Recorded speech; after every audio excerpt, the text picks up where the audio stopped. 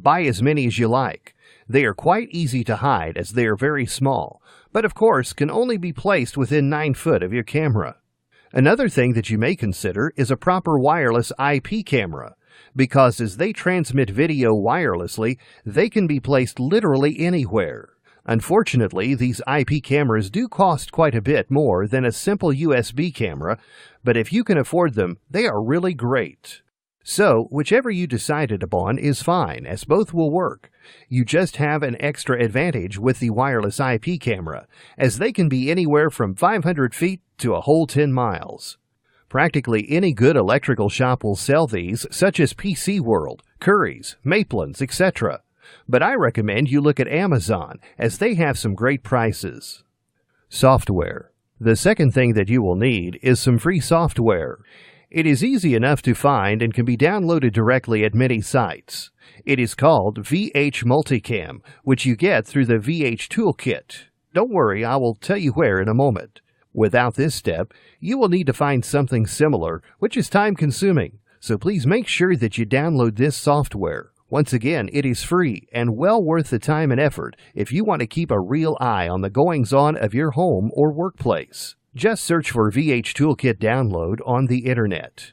Of course, you will have some difficulty if your only computer is a Mac. However, there is an alternative that you can use called Security Spy.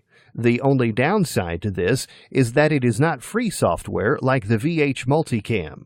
Your Mac alternative Security Spy can be purchased rather cheaply at www.binsoftware.co.uk/store. The third thing you will be pleased to know is once again free. You will need to go to a site called Ustream. The site can be found at www.ustream.tv. So once you have this typed in, make sure to get yourself a totally free account. This site in itself is a wonderful thing to explore, allowing you to connect with friends and stream live video from your own home if you want to. Though of course, that is not quite what we are using it for, as although we are streaming from our homes so that we can monitor it, we do not want to be sharing this feed. Note, before you have decided which camera to buy, please fully listen to the next chapter. Chapter 4. How to set up your camera. So hopefully you have not gotten or ordered your cameras just yet, though you should have set up a Ustream account and downloaded the software to enable you to use it together, either the VH Multicam for a PC or the Security Spy for the Mac. Well, here is the problem with the cameras and the reason that I told you to hear this before you choose which one.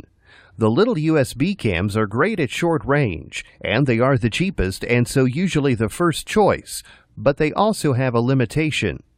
The USB cams only have a 3-meter range before it all goes horribly wrong. The IP camera, on the other hand, is your saving grace. As I have said previously, it transmits wirelessly. This means that it has much more range.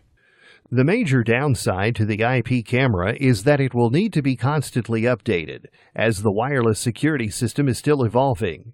The same could be said for the USB camera, of course. I recall having great trouble when discs went out of fashion.